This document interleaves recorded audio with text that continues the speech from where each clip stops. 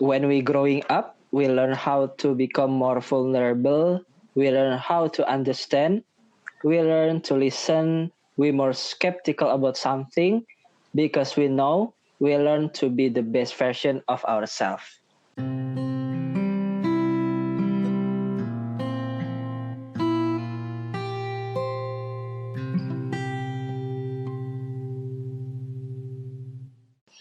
Oke, selamat datang di podcast Ngotak. Selamat datang di podcast Ngotak. Ini masih dengan Fatur ya? Mas dong. Ya, gue Fatur ya. Ya oke, gue Raka. Oke, ini sama ada teman ngobrol baru nih, Aji. Gak baru-baru banget, Tur. Oh iya, gak baru-baru banget ya. Tapi di Ngotak baru kali ya? Enggak, dulu pernah sekali. Tapi beda podcast. Podcast. Beda ruangan. Beda ruangan. Ya, kita memang punya banyak podcast, Ji. Ya, ada 20 lah kira-kira. Iya, karena semuanya tidak laris. Gitu. Itu kesimpulan yang menarik ya, benar. Iya, kayaknya harus kita akhiri obrolannya. Karena walaupun kita panjang lebar tetap gak akan laris ya. Aduh. Baik. Oke, sekarang berarti udah sama Aji Rafdi nih. Ji, boleh kenalan dikit dong supaya orang-orang tahu lu siapa sih? Halo, saya Aji Rafdi. Saya adalah lu ini banget sih. Anak pertama dari 3 bersaudara. Umur berapa sih umur sih? Oh, umur 23 menuju 24. Oke, sama ya kita ya? Sama. Oke. Raka berapa Raka? Gue males nih ngomongin kayak gini. Oke, skip. Lanjut Ji. Hampir 10 tahun kita pindah. Oh, hampir. Terus apa lagi? Apalagi ya harus orang-orang tahu. Pekerjaan. Lu kerja di mana deh sekarang? Kegiatan lu kegiatan? Sekarang bekerja di sebuah lembaga bernama Language Studies Indonesia. Itu adalah sebuah lembaga pengajaran bahasa Indonesia untuk orang asing. Oke. Oh, berarti lu ngajar bule ya? Menarik ya? Iya, ekspatriat. Jangan menyebut bule. Oh, oke. Siap. Ekspatriat. Londo. Orang mana aja Ji yang udah lu pernah ajar? Seingat gue tuh udah 22 negara. Wis. Paling sering tuh, paling dominan ya sejauh ini tuh Jepang, terus Amerika atau Australia. Itu sih dominannya. Wow, okay. Rasanya udah kayak ini ya, udah kayak overseas kemana-mana gitu. Ketemu 24 warga negara. Iya. 22 seinget. Oh, 22 ya? 22. Oke, berasa keluar negeri lah ya. Walaupun tetap di sini-sini aja. Betul. Tapi momen pandemi ini lu masih kerja, Ji? Masih. Tapi, kerjanya di rumah atau lu ke kantor? Nah, sekarang online di rumah jadinya. Oh, lu di rumah. Tapi seingat gue lu masih sempat harus ke kantor ya? Oh, sebenarnya setiap online tuh setiap hari kan nih. Online-nya di rumah. Tapi berhubung kantor gue dan rumah gue tuh cuma 10 menit. Jadi setiap hari itu gue ke kantor bantu ngerjain project. Ada project baru soalnya. Oke. Gitu. Rahasia lah ya projectnya ya. Tunggu aja gitu ya. Oke, siap. Tunggu aja.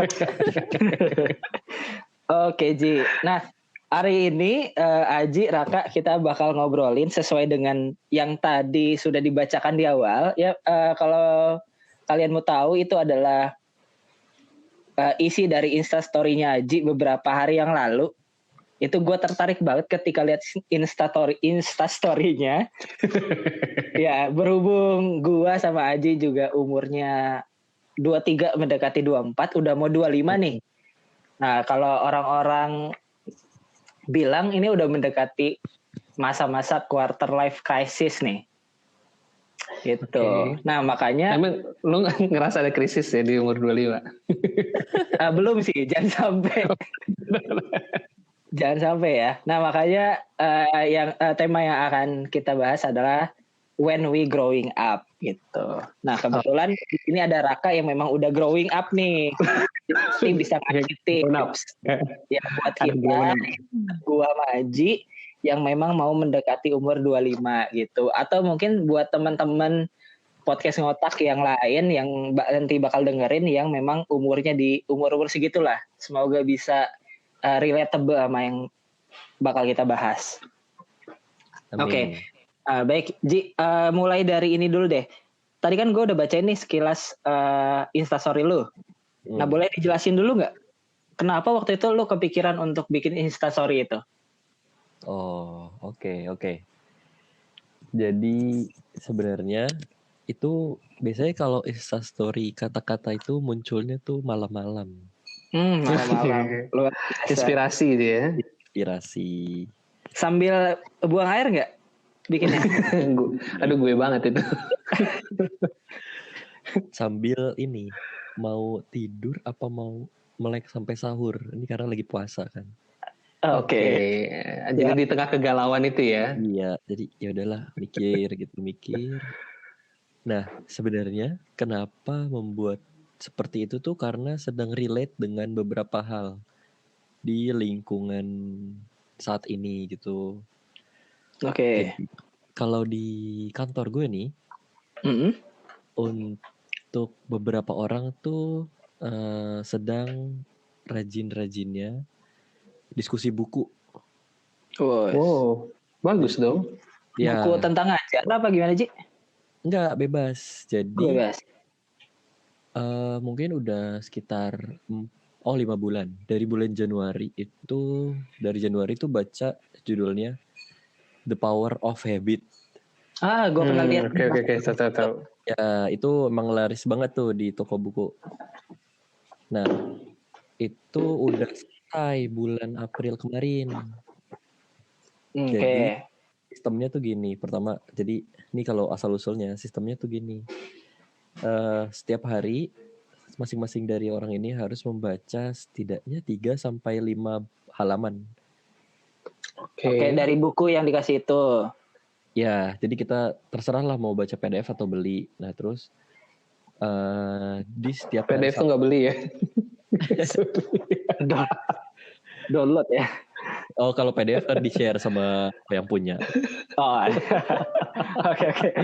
Nah, terus setiap hari Sabtu itu wajib sharing tentang insight yang didapatkan dari dalam buku itu. Oke, bentar Ji.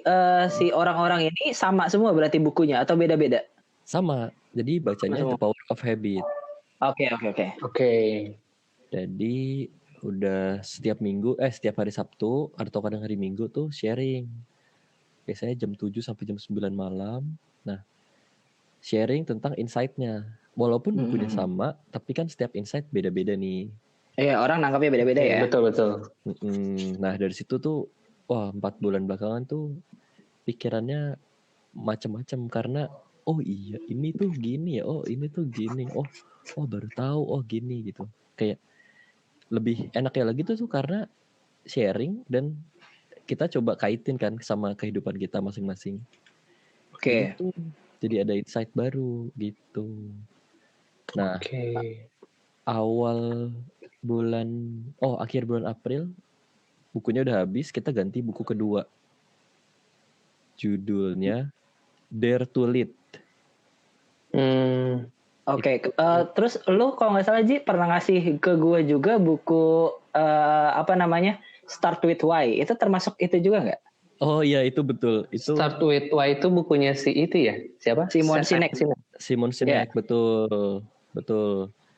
Nah, tapi Start with Why ini baru baca sampai bab 3. Maksudnya kan karena ini diskusinya harus berjalan rutin ya. Karena dirasa kebanyakan baca buku nih, takutnya kerjanya nggak produktif gitu loh. Serba salah ya? Iya, serba salah. Jadi baru sampai bab 3, Start with Why itu berhenti, tapi untuk beberapa orang sekarang lanjut ke Dare to Lead. Nah, di Dare to Lead ini karyanya Brené Brown. Dia, ya saya juga belum tahu dia itu seperti apa karena baru mulai baca dan baru 80 halaman. Dan di sana itu karena judulnya Dare to Lead, itu tuh benar-benar di beberapa bagian awal itu belum ketemu di mana bagian lead-nya. Karena di sana tuh masih terlalu fokus ke diri sendiri gitu malahan. Oke. Atau mungkin memang dimulai dari situ kali, self improvement dulu baru lead. Saya pikir seperti itu. Gue pikir seperti itu. Karena yang dibaca dari sana tuh ada bagian-bagian yang seperti ini misalnya. Untuk menjadi seorang pemimpin lah gitu istilahnya. Yang paling pertama adalah bukan memimpin gitu. Nah, salah satu poin yang disampaikan terus-menerus dan berulang-ulang adalah vulnerable. Itu yang apa ya, seperti menjadi pemikiran pada saat ini. Oh ya, untuk ini kalau kalian nanti mau PDF-nya, ntar gue share sesudah ini gitu. Gratis nih. Boleh. Karena di situ tuh, oh ya, ini hari ini bahkan baru selesai diskusi juga tadi. Tadi sore ya? Tadi kan kita sempat rencanain tag podcastnya sore nih. Cuma katanya lu gak bisa. Iya, gue gak bisa tuh, rada diskusi gitu. Itu diskusi itu tadi. Nah, Oke, berarti lu dapat insight ini nih, ya bikin instastory ini setelah lu kegiatan ini ya, baca-baca buku ini, kemudian sharing insight-nya ya. Betul, ditambah tuh kalau belakangan kan lagi ngerjain project. Nah, projectnya ini tuh mungkin kayak selesai jam 9 malam gitu kan. Soalnya jadi biasanya setiap ngerjain itu 9 malam tuh kayak kita turun sharing di lantai 1. Kayak senior yang di atas tuh kayak share gitu tentang hal-hal yang semacam ini. Nah, makanya ada insight-insight baru. Makanya tuh kayak, jadi tuh gara-gara setiap sudah jam 9 tuh malah kayak sekarang nih, ayo kerja biar buru-buru jam 9 malam ntar atau jam berapa ketika semua udah selesai. Terus kayak sharing gitu, gimana, terus bahas masalah apapun itu tentang hidup atau tentang pekerjaan. Tapi biasanya kalau udah malam nggak pekerjaan. Tapi poin-poin kayak gini nih, vulnerable atau growing up, tapi intrinsik gitu. Dia nggak pernah menyebutkan kata itu. Kita harus, kita semua harus menyimaknya baik-baik gitu loh. Oke. Nah berarti Ji, berarti ini kan banyak banget nih poin yang dari bahasan lo nih sama teman-teman kantor lo tentang growing up, tentang vulnerable dan lain sebagainya. Tapi berarti apa sih yang lo ngerasain banget gitu perubahan dari diri lo gitu ketika lo memang sebelumnya nggak tahu ini ya, mungkin ketika zaman-zaman kita kuliah nih ya, sampai ketika lo nyampe ke momen ini, apa sih yang menurut lo banyak banget berubah yang lo harus tahu gitu tentang menjadi growing up ini? Satu poin penting yang perlu dilakukan itu adalah knowing yourself, ketahui diri lu sendiri. Caranya apa aja. Nah, ini lanjut Tur. Terus gimana tuh? Nggak tahu nih. Berarti dibahas. Iya ya. Hah? Ini nggak tahu. Ini mau langsung apa? Contoh knowing yourself atau gimana gitu? Boleh. Gitu. Lanjut. Lanjut aja. Oke. Knowing yourself namanya ya. Oke, siap. Nah, kalau di kantor gue nih, dari awal masuk sampai sekarang tuh ada satu hal yang masih sering dilakukan. Tapi kalau guru, karena gue sebagai guru atau instructor, jadi kerjanya di luar, ke tempat murid. Nah, biasanya yang melakukan ini kan staff. Mungkin sebelumnya kita pernah ngomongin ini tentang yang disebut dengan WIFL. Oke. Yang awal-awal itu ya, yang pagi hari pernah. Ya, betul. Kalau nggak salah. Betul. WIFL atau yang disebut Why I Feel Like to Express. Nah, itu tuh sama aja. Sebenarnya poinnya kan gini, kalau kita ngelihatnya itu sebagai sharing ke orang lain tentang apa yang kita rasain kayak gini. Misalnya gue cerita sama Riva, tur gue lagi kesel banget nih, atau tur gue lagi seneng banget nih, gue lagi ada ini nih. Itu sebenarnya tuh bukan lu sharing ke orang lain, tapi tuh lu mengetahui apa yang sedang lu rasakan. Benar-benar. Kontemplasi. Karena banyak banget ya, memang sampai saat ini pun gitu, bahkan orang yang sudah dewasa nggak paham apa yang dia rasakan gitu. Betul. Jadi kayaknya memang penting banget Ji ya momen kayak gitu ya. Betul. Bahkan kadang kan ya gue juga masih sama lah. Kadang kayak gue lagi bingung, gue lagi ngerasain apa gitu ya. Makanya ya yang bisa dilakukan tuh cuma mendengar dari orang yang sudah bisa mengatasi masalah gitu. Makanya setiap selesai kerja itu tuh gue bahkan sampai nggak ngomong sama sekali gitu. Mereka tuh ada bertiga senior gue tuh, mereka yang ngawasin. Iya, ya anggapannya senior gitu, atasan lah. Tapi sebenarnya di kantor kan kayak semuanya dianggap sama rata gitu. Nah, mereka tuh yang full ngomong kayak dari sudut pandang dia tentang hal ini gimana, tentang hal ini. Mereka bertiga tektok, tapi kita tuh nggak diminta untuk berbicara. Kalau mau berbicara ya silakan gitu. Tapi lebih nyaman tuh apa ya? Kayak lu dengerin sesuatu dari ahlinya. Jadi ya jatuhnya lu nyimaknya kusuk banget gitu kan. Oke.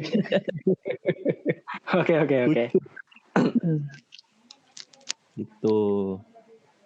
Nah, terus tadi apa lagi tuh, Tur? Apalagi maksudnya yang apa ya, yang lu rasain, lu butuh banget nih perubahan ini untuk menghadapi kedewasaan. Oh iya betul. Satu, sebenarnya pasti ada banyak hal, dan ini yang disampaikan adalah sudut pandang yang baru gue ketahui gitu ya. Apa tuh, Jadi ya ketika lo mau menerima suatu hal atau lo mau melakukan suatu hal, ketahui dulu gitu diri lo apa yang lo mau. Tapi ini sebenarnya abstrak sih. Misalnya gini, di kantor gue kan sekarang kerjaannya tuh lagi sedikit ya mengajar, karena murid rata-rata live in person atau kelas langsung. Oke. Jarang atau sedikit yang mau convert. Nah sebenarnya itu salah satu PR sekarang adalah ngajak murid mau convert ke kelas online. Nah, dari poin itu pun kita tuh juga punya dua sudut pandang gitu loh. Lu sebagai victor atau lu sebagai victim. Karena ketika senior tuh nanya, ini dia nggak mau kelas online kenapa? Terus misalnya gue jawab gini, oh dia nggak mau pak belajar gara-gara corona nih, emang gitu. Dia kayak, oh iya ya udah lu nyalahin aja tuh terus, padahal emang dia nggak percaya aja sama pengajakan lu mungkin. Iya benar. Oke. Tapi seandainya lu bisa menjawab dengan kayak, oh iya pak, mungkin dia untuk saat ini lebih memilih postpone karena dia belum yakin. Saya juga ngajaknya belum bagus. Saya juga nggak tahu sih pak ngajak yang baik kayak gimana. Mereka lebih ngerti gitu. Oh, lu udah nyoba emang gitu, dan lu tahu kapasitas mencoba lu segitu gitu. Oke, nggak masalah gitu. Nggak cuma sekedar excuse gitu ya? Iya, nggak sekedar excuse kalau oh iya nih corona emang nih buat kelas gue dikit gitu.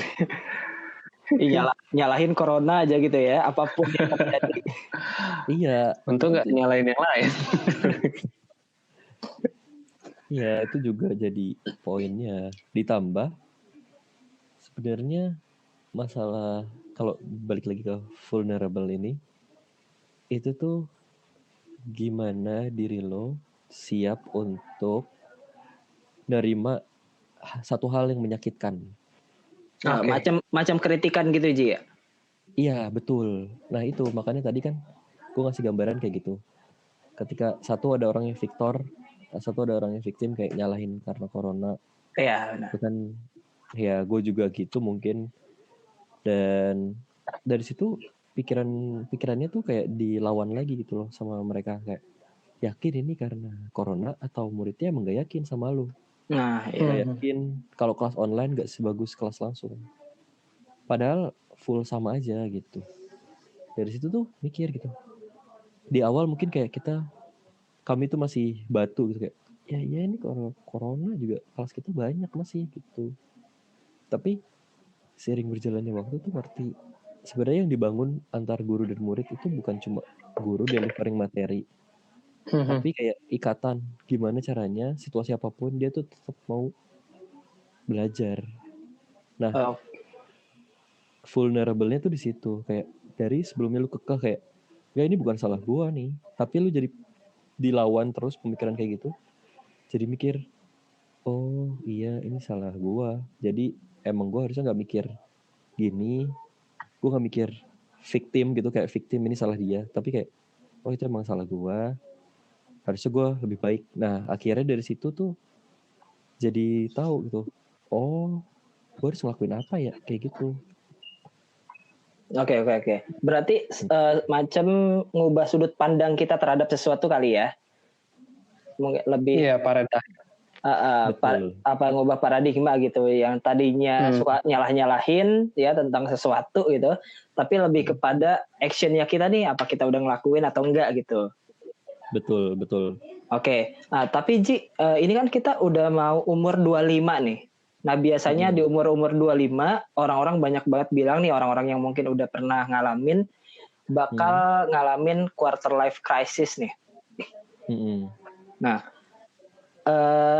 dari apa yang udah lu dapatkan nih dari pengalaman kerja lu, kemudian insight-insight yang udah lu dapatkan dari baca buku, kemudian hasil diskusi, kira-kira apa yang udah lu persiapkan untuk menghadapi quarter life crisis ini?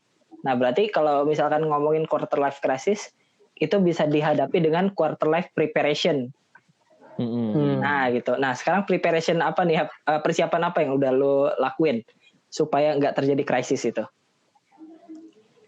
Kalau ditanya persiapannya apa, mungkin ada satu hal yang mencoba gue ubah gitu dari kebiasaan. Yang pertama, kebiasaan. Ya ini dari baca yang habit ya. Oh yang tadi ya, Power of Habit. Nah, satu cara mengubah kebiasaan itu sebenarnya ada polanya. Dan ini balik lagi sih, ini nanti kalau mau minjem bukunya gue pinjemin dah. Praktikal banget kali ya. Tapi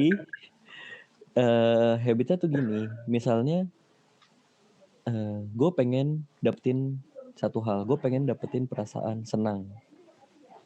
Ada pilihan, jadi targetnya tuh senang, lo ada pilihan lo mabok, terus lo having fun, lo senang. Oke. Ya banyak banget ya bisa kita pilih ya. Iya, sebenarnya targetnya tuh senang. Caranya aja untuk mencapai kesenangan itu. Nah, kalau untuk masalah yang preparation ini, yang gue pikirin tuh adalah gimana caranya lebih banyak mendengar gitu. Oke. Ditambah lebih banyak menyaring juga, karena setiap omongan yang didengar tuh belum tentu pas sama diri lo. Oke. Boleh. Tuh lu kayaknya mendingan diet dah, padahal berat lu 50 kilo. Kan enggak gitu kan. Ya yang tahu gue naik dikit 51. Oh iya udah. Ya itu kan juga perspektif orang yang ya lu butuh saring lagi gitu. Mungkin akan relevan ketika nanti berat lu udah 70 gitu. Makanya gue bisa bilang apa yang gue dengar saat ini tuh gue belum tahu hasilnya apa gitu. Kayak gue masih mengawang-awang. Mungkin suatu saat di masa depan gue akan relate. Oh ini yang dia bilang waktu itu gitu. Oke, jadi apapun yang kita dengar gitu, yang penting kita mau dengar dulu ya. Kapanpun bakal ngerasa relate, ya kapanpun kita bakal ngerasa itu works gitu. Yang penting mau dengar dulu aja gitu kan, menurut lu gitu ya? Betul, itu satu sudut pandang yang gue rasain saat ini gitu. Tapi pernah gak sih Ji, lu ada di momen nih, katanya kan lu setiap mau tidur suka mikir ya kan, suka dapet apa ya? Masukan-masukan nih, ilham-ilham, ya kan? Cerahan. Pernah gak sih lu kepikiran banyak hal gitu? Kayak gue mungkin pernah nih beberapa hari ini selama WFH itu kepikiran banget banyak hal gitu. gue tiba-tiba kepikiran buat merencanakan pernikahan walaupun gue belum ada calonnya gitu. Oke. Ya itu di masalah pernikahan aja gue harus mikir apa gue pengen pakai resepsi atau tidak pakai resepsi gitu. Kemudian nanti pas udah nikah apakah gue memutuskan untuk beli rumah apakah gimana gitu. Gue udah kepikiran sampai sana. Lu kepikiran juga gak kayak gitu? Kalau yang lu omongin gue belum kepikiran tuh. Jangan gue doang nih. Enggak. Banyak pasti kayak gitu. Banyak. Cuma kenapa lu gak kepikiran? Itu menurut gue terlalu spesifik tuh. Balik lagi ini kan sudut pandang ya. Iya. Maksud gue kalau gue sekarang tuh gue lebih mikir ke gimana gue nih kerja keras supaya ilmu gue banyak, pengalaman gue banyak, penghasilan gue banyak. Itu dulu. Karena mau nanti lu menikah, kalau lu pemikiran lu masih jelek, keluarga lu jelek. Iya. Kalau ilmu lu jelek, lu punya anak, lu ngajarin yang jelek juga. Iya. Jadi bukan ke di ujung sana gitu, bukan pernikahan yang gue lihat, tapi proses gue menuju itu yang perlu gue perbaiki dulu saat ini gitu. Oke. Berarti ini salah satu yang lu capai juga tuh lebih ke knowing yourself dulu berarti ya, sama kayak yang lu tadi pertama kali bilang. Iya, betul. Ya dengan lu knowing yourself, maka apapun yang nanti lu bakal cita-citakan itu juga bakal ngikut sendiri gitu. Betul. Oke. Kalau lu Raka gimana Kak? Lu kan udah ngelewatin nih kuartal krisis. Ya entah yang namanya krisis atau enggak, gue nggak tahu juga tuh. Nah cuma tapi mungkin ada kalau gue ngeliat gini sih ya, mungkin yang dimaksud quarter life crisis ini tidak tepat di usia 25 sebenarnya. Jadi kalau misalkan usia rata-rata manusia adalah 80, mungkin di usia 20-an kita sudah punya krisis ini gitu loh. Nah, intinya adalah krisis ini terjadi pada saat kita yang sudah remaja ini masuk ke dalam gerbang baru namanya kedewasaan gitu kan. Nah, cuman memang yang pasti benar juga tadi hasil pengamatannya si Aji, kalau kita harus tahu diri kita dulu gitu. Untuk bisa menjadi pribadi yang dewasa adalah kita harus mengetahui seperti apa diri kita, dan sehingga kita bisa menyusun goal nantinya tuh ke depannya mau gimana gitu kan. Sampai kemudian si Aji tadi juga sudah punya rencana untuk gaining value gitu kan, untuk mendapatkan hal-hal baru untuk dirinya dulu gitu kan, sehingga yang lain-lainnya nanti ngikutin gitu kan. Itu kan goal baru yang terbentuk saat dia sudah masuk momen ini nih gitu, masuk momen kayaknya itu harusnya gini deh gitu kan. Nah itu kayaknya sih itu. Nah kalau dulu gue sendiri sebenarnya menandai quarter life of crisis ini dengan sebuah kenekatan yang gue lakukan gitu kan. Jadi nekat gimana? Jadi, kabur dari rumah? Ya salah satunya itu gitu kan. Jadi memang ada ketika kita memutuskan untuk menjadi, ingat ya, dewasa itu keputusan. Jadi bukan lantas lo 30 tahun lo jadi dewasa, enggak gitu kan. Tapi usia 18-19 kita bisa jadi seorang yang dewasa gitu kan, dengan catatan itu tadi. Kalau dari bukunya Get Smart, si Brian Tracy itu sendiri, orang yang cerdas itu adalah yang punya tindakan pada saat dia jadi gini, tindak yang dinilai itu tindakan ya, bukan kecerdasan otak gitu loh maksudnya. Jadi orang dewasa itu dinilai dari tindakannya gitu loh. Jadi keputusan yang diambil itulah yang menandakan dia sudah masuk kategori dewasa atau tidak gitu.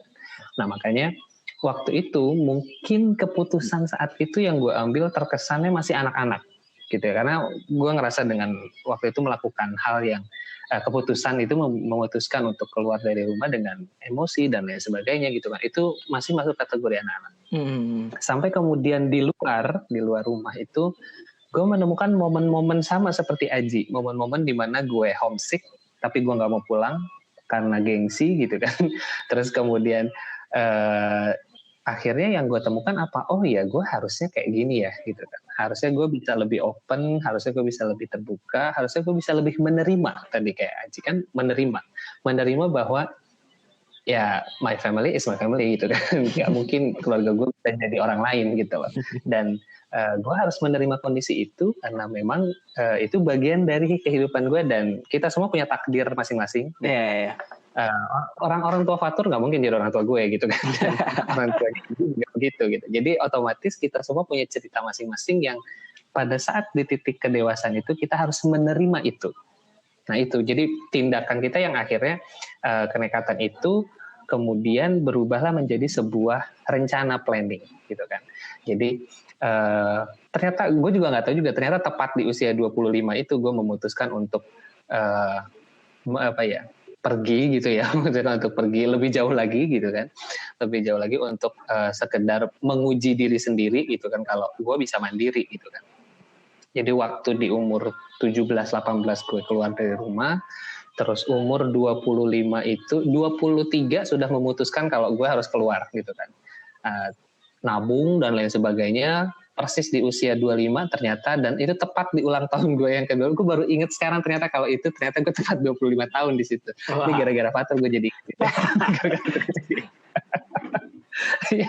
Tadinya gue gak sampai serius waktu lo ngabarin bakal ngomongin itu, gue jadi ngitung waktu 2012 gue usianya berapa. Oh ternyata 25 tahun. Nah, gitu kan. Pas banget ya. Gila, pas banget gitu ya. Pas banget pada saat momen dimana gue keluar. Waktu itu gue belajar di luar. Di luar mana ya? Luar rumah, luar... Ya di luar negeri maksudnya. Nah jadi waktu keputusan itu sama banget sama si Aji ini, ketika waktu Aji bilang tadi pengen menambah value diri nih, karena dari umur 17-18 itu gue berjibaku dengan pekerjaan kasar gitu kan, artinya dengan pekerjaan ya no skill gitu kan, lu lulusan SMA lu bisa apa gitu kan, gue kerja hanya untuk sekedar mendapatkan uang dan lain sebagainya, sampai kemudian gue merasa gue harus beda nih, harus ada yang berubah gitu kan.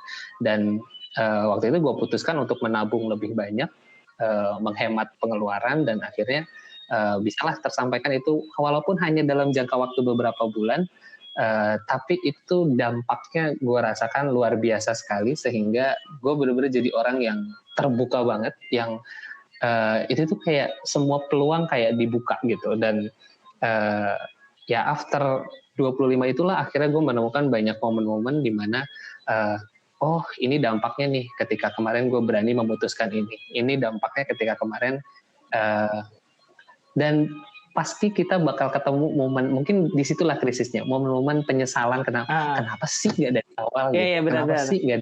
Dan lu pernah cerita juga kalau nggak salah dampaknya tuh memang nggak secara langsung ya, setelah lu balik dari luar negeri itu lu nggak langsung ngerasain dampaknya kan?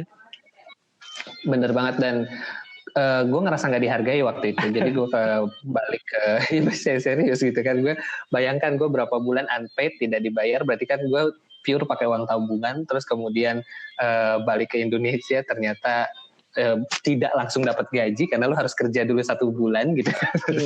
Nah, dan di situ kemampuan yang gue dapati di luar tidak bisa gue gunakan gitu kan. Berkali-kali malah jadi bahan olok-olokan gitu kan. Nah itu yang akhir di situ gue kayak ngerasa gila, gue gimana sih ini, nggak kok kayaknya percuma juga gue keluar gitu kan. Sampai akhirnya ada satu momen gue dipaksa gitu ya, terpaksa dan dipaksa untuk akhirnya benar-benar keluar dari lingkaran itu. Gue pindah balik lagi ke Depok. Ya akhirnya gimana ya, kembalilah ke pelukan keluarga gitu. Terus akhirnya disinilah ketemu sama momen-momen yang lain gitu kan, bahwa akhirnya ada orang yang ternyata menghargai pengalaman gue yang cuma secuil itu gitu. Itu bukan pengalaman yang besar. Banyak teman kita mungkin atau orang-orang lain yang punya pengalaman jauh lebih hebat dari itu, tapi ketika lu ketemu sama orang yang bisa menghargai your experience gitu ya, even for small experience, itu bakal rasanya tuh kayak, oh ini gue punya nilai ya. Dan disinilah akhirnya gue dapet setiap hari itu, waktu itu gue jadi berasa kayak gue harus kembangin lagi. Jadi justru setelah balik ke Depok, itu berarti di usia 27-28, gue baru akhirnya memutuskan untuk ikut banyak online course. Oke. Itu benar-benar ngikut banyak banget. Gue ngikut di Coursera, gue ngikut di IDX, gue ngikut di mana-mana, dan gue tidak satupun ngambil sertifikatnya karena memang harus bayar. jadi gue cuma ikut kursusnya doang di situ untuk nambah ilmu. Gue belajar psikologi, gue belajar ya learning how to learn, gue belajar apapun lah di situ yang gue nggak dapet di bangku kuliah, gue nggak dapet di bangku diskusi, gue dapetin di situ gitu kan. Dan ya akhirnya pun itu nggak langsung gue rasain juga. Gue rasain akhirnya di 2930 ketika akhirnya gue ada di tempat baru lagi, baru ada orang yang jauh lebih menghargai lagi gitu kan. Ketika disuruh menggantikan, oke, lu udah punya pengalaman ABCD, lu aja gantiin gue ikut ini gitu kan. Memenuhi undangan waktu itu ke Singapura untuk acara yang menurut gue waktu itu tuh gue mimpi aja nggak sanggup gitu kan. Itu acara AFCC itu kayak Asian Festival for Children Content. Itu adalah pertama gue suka buku, dan itu adalah festival buku, dan festival buku itu dihadiri oleh kedutaan dan gue hadir di situ sebagai tamu undangan. Itu buat gue rasanya udah kayak gila, ini berkah apa lagi ya gitu kan, luar biasa. Ini nggak ada di planning gue sama sekali loh. Di umur 25 boro-boro gue mikirin kayak gini. Di umur 25 tujuan gue cuma kayak Aji, gue nambahin value, tambahin value, sampai kemudian nanti terserah Allah deh nanti mau balasnya kapan gitu kan. Yang pasti gue ngerasa tidak pernah ada yang sia-sia. Nah mungkin karena gue udah ngalamin ya, jadi gue bisa ngomong gini sama lo. Dan kenapa itu disebut krisis? Kayaknya nih gue akhirnya bisa menebak kenapa itu disebut krisis, karena pada saat momen seperti Aji sekarang itu pergolakannya sangat luar biasa. Maksudnya itu kayak, bener nggak sih nih yang gue ambil keputusannya? Jangan-jangan gue selama ini cuman egois, pengen belajar, sebenarnya gue gak belajar, gue cuma pengen menyendiri atau gimana gitu. Jangan-jangan ya akan ada banyak momen jangan-jangan, dan itu di momen-momen 23-25 itu gue punya kehidupan yang kacau balau. Kacau balau dalam arti itu social life gue tuh bener-bener gak bagus. Gue bergaul dengan banyak orang-orang yang kontradiktif gitu ya, yang anak nakal ya. Gue pernah cerita sama. Ya benar. Boleh lah. Tapi ini agak unik karena di satu sisi, jadi ini benar-benar struggle banget waktu itu.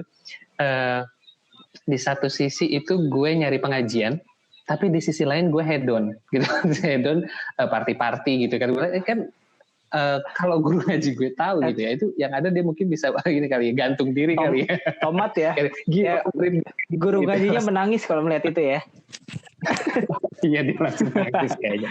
Intinya segitu. Jadi memang akan ada momen di mana kalian nih nanti, atau mungkin sebenarnya kalian udah ngerasain tanda-tandanya, cuman itu tadi knowing yourself ya, belum sepenuhnya mengetahui apakah ini benar wujud gue yang asli, atau sebenarnya ini masih bayang-bayang orang tua gue, bayang-bayang teman. Karena jujur orang zaman sekarang tuh banyak banget yang hidup di antara bayang-bayang temannya sendiri. Ya gue nggak ngerti kenapa gitu kan. Itu sih. Oke. Ini berarti kalau boleh gue simpulin, jadi yang harus kita lakukan nih adalah apa ya, elevate our value dulu kali ya, gitu, untuk untuk apa ya, untuk tujuan yang apa ya, kadang-kadang nggak kita pikirkan lebih dulu gitu, yang nantinya akan kita rasakan sendiri ketika memang kita udah dapat value itu sendiri. Tapi ya memang tapi bukan berarti perencanaan yang kegambar itu harus dilewatin gitu aja gitu, nggak kayak gitu juga kali ya. Oh iya benar. Itu karena pengalaman gue ya tuh. Artinya gue dulu gak punya goal hidup yang jelas, gak punya perencanaan yang jelas, karena gue ngelihat anak-anak zaman sekarang ini, terutama yang prosperity-nya bagus, keluarganya gitu ya, sangat wealthy gitu ya. Mereka biasanya punya planning hidup yang cukup jelas gitu kan, sehingga mereka tahu abis ini mau kuliah, abis kuliah mau ngapain, dan itu udah cukup jelas patternnya kayak gimana. Tapi memang yang paling penting adalah harus ada satu momen di mana kalian memutuskan untuk tidak berhenti belajar. Itu sih yang pasti. Jadi iya, karena ketika kita ngerasa, udahlah ngapain gue kuliah, kan ntar gue ngelanjutin bisnis bokap gue gitu. Udahlah segala macam gitu kan. Kayak gitu. Nah kemarin ini sorry gue lanjutin sedikit karena kemarin tuh ada gue nonton sebenarnya itu cuma trailer film tapi gue nggak ngerti itu tuh insightful banget buat gue Film gitu. apa tuh? Jadi di situ cerita dokumenter sih sebenarnya, film dokumenter. Gue lupa yang produserin siapa. Itu pokoknya tentang restoran sushi. Jadi ada orang ini, aduh namanya juga lupa lagi. Sebenarnya udah gue bookmark sih, cuman gue lupa. Nah, ini dia sudah tua banget, usianya sudah 70, tapi masih melayani tamunya itu untuk membuat sushi, dan sampai pelanggannya itu nggak mau dilayanin sama orang lain selain sama si bapak itu. Oke. Gitu. Nah, anaknya itu, dia punya orang Jepang nih ya, orang Jepang. Jadi dia tuh punya konsep, dia menyadari kalau dia bakal mati gitu. Ini bisnis harus dilanjutkan gitu, dan dia menyusun itu untuk supaya anaknya, yang gue agak keren tuh gini, dia menanamkan ke anaknya kalau lu tuh harus bangga ngelanjutin usaha ini gitu loh. Dan dia itu terkenal sebagai sushi chef yang terbaik, istilahnya itu terbaik di Jepang nomor sekian gitu kan. Jadi kalau anaknya bisa melanjutkan, itu namanya juga akan sangat baik, walaupun dia akan hidup di bayang-bayang ayahnya. Tapi itu akhirnya si anak tidak kuliah, tidak melanjutkan pendidikan, dia setiap hari belajar bikin sushi sama bapaknya. Itu yang bikin gue gila ya.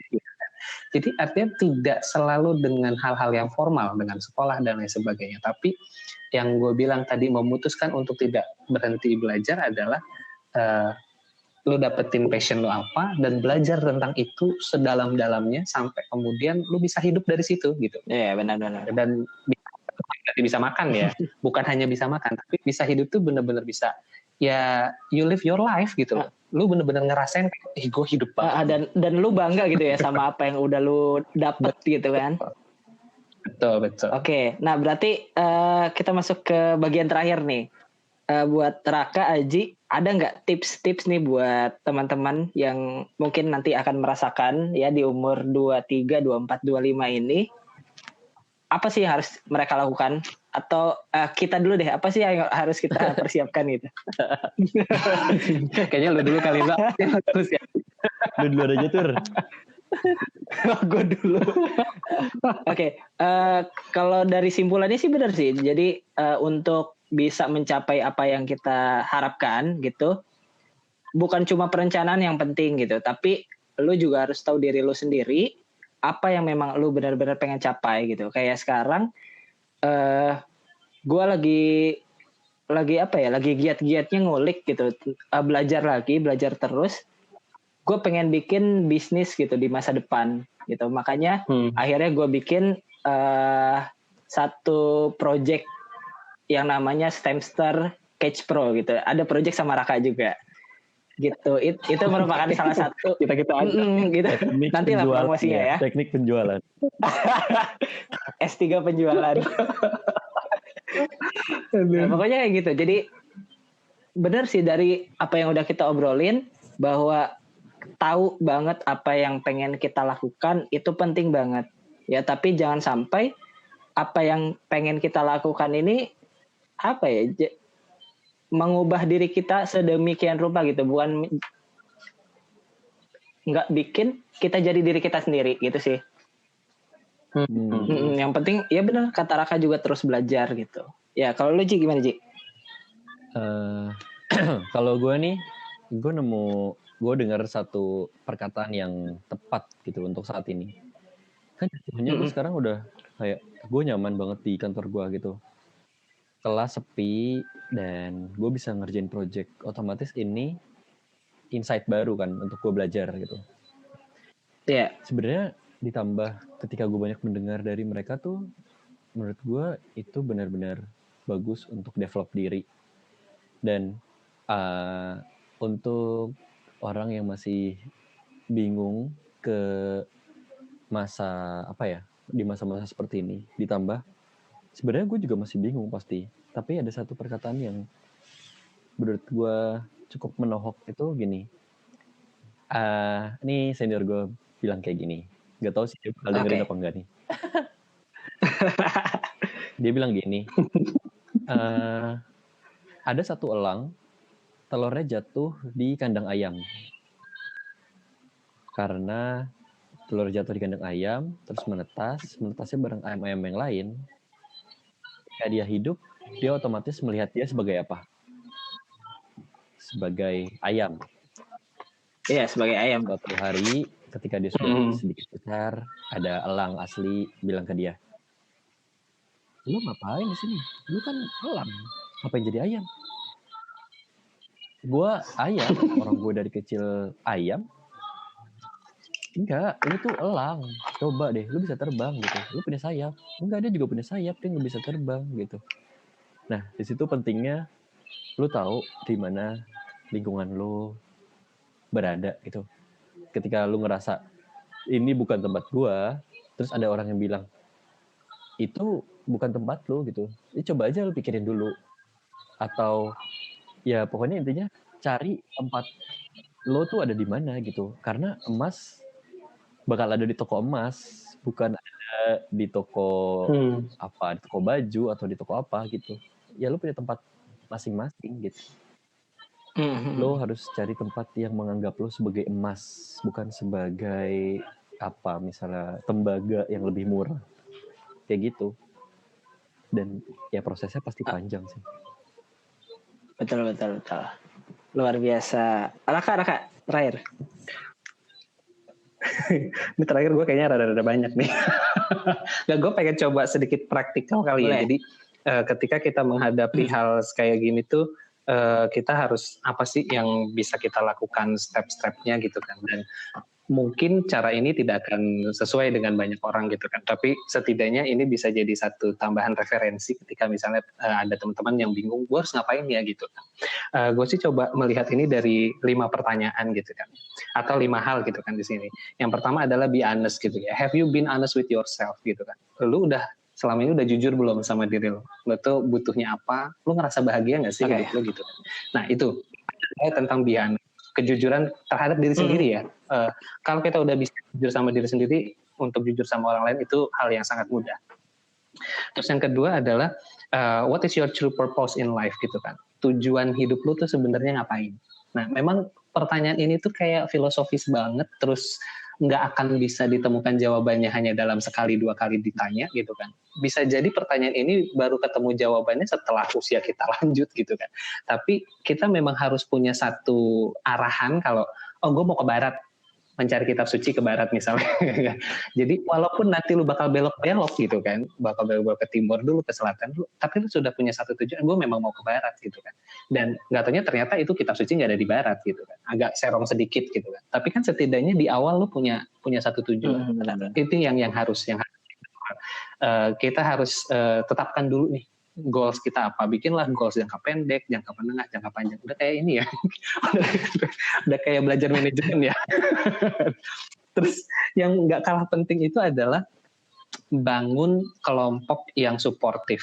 Jadi lu punya komunitas yang sama-sama suka belajar. Gue suka banget dengan suasana kantornya si Aji, karena di situ suasana yang sangat suportif banget buat kita belajar, buat kita improve, dan itu nggak banyak kantor-kantor kayak gitu, dan gue rasa itu salah satu karunia gitu ya buat Aji kerja di situ. Itu harus pertahankan model-model begitu, dan tidak menutup kemungkinan suatu ketika kelompok itu akan berubah arahnya gitu kan ya, gayanya akan berubah. Tapi saat ini yang gue lihat beberapa kali kegiatan yang Aji ceritakan tuh, ini kok keren banget ya gitu kan, ada supportif banget gitu loh terhadap setiap mereka individu. ada di jalan yang jadi tepat gitu ya. Betul, jadi masing-masing tuh enak banget bisa dapat mematahkan dirinya sendiri-sendiri gitu kan. Terus yang keempat adalah don't compare to anyone. Jadi jangan pernah bandingin sama orang lain. Itu ya kita bakal gatel sih buat ngelihat kehidupan orang lain. Seriously kita bakalan gatel, dan itu bakalan menjadi hal yang paling selalu ada di pikiran kita. Orang lain kok bisa ya nikah umur 25 gitu kan. Terus gue nikah umur berapa gitu kan. Orang lain kok bisa ya gitu, dan selalu begitu. Tapi sebenarnya kalau kita belum mengenal diri kita, ngapain kita bandingin sama orang lain gitu kan. Karena percuma juga gitu kan. Nah, betul. Yang terakhir ini yang sebenarnya ngikutin BTS gitu ya, love yourself. BTS. Ini buat fans BTS yang ARMY gitu ya, yang Korea-Koreaan. Ternyata salah satu lagu BTS itu kenapa rame banget, disukai banyak orang sampai seluruh dunia. karena dia menyentuh hal yang paling krusial buat semua orang, yaitu tentang mencintai diri sendiri. Kita harus accept, ya, harus menerima bagaimana kita, kurangnya apa, lebihnya apa, dan harus mencintai betul-betul diri kita tuh kayak gimana. Itu sih ada 5 hal yang paling menurut gue bisa jadi acuan kalau tiba-tiba kehilangan arah, coba deh balik lagi. Coba deh balik. Siap. Gitu. Oke, kita udah ngobrol banyak banget nih. Ya udah hampir 50 menit. Luar biasa banget. Oh iya. Jadi biasanya 30 menit ya. Emang kalau ngobrol nggak berasa ya. Oke. Pokoknya gitu ya. Banyak banget nih yang udah kita obrolin tentang quarter life preparation, kemudian tentang growing up, apa yang harus kita lakukan, ya. Yang pasti semuanya itu balik lagi ke diri kita sendiri. Apapun yang mau lu lakukan, ya tetap balik. Awalnya itu mulainya dari lu sendiri dulu, dan yang akan ngerasain dampaknya juga lu juga gitu. Oke. Itu aja kali ya untuk episode kali ini. Thank you buat Raka. Kok Raka sih? Thank you buat Aji gitu kan, sudah berbagi banyak sekali pelajaran tentang kehidupan di dunia kerjanya. Dan bayangkan coba kalau orang nih kalau udah kesentuh ininya ya, sisi di dalam dirinya, dia sudah sampai bisa membuat status-status yang kece badai. Lu nggak perlu jadi ahli kata-kata ketika udah kesentuh ting gitu ya. Terbukti kan ternyata insightful banget nih apa yang dibikin status sampai bikin gue kepikiran untuk bahas sesuatu gitu kan. Gue pengen kita ini gue pengen buat PDF-nya gue bagi gratis. Siap. No copyright pokoknya. Siap. Oke. Pokoknya terima kasih Aji udah sharing untuk pertemuan. Aduh gue biasa rapat. Aduh. Ya untuk kesempatan kali ini ya nanti kita ketemu lagi di momen-momen selanjutnya. Ya doakan terus semoga bisa tag podcast lagi ya dengan topik-topik yang lebih menarik lagi. Oke. Gitu aja. Ya, makasih semuanya. Makasih, sampai jumpa lagi. Sampai bertemu lagi.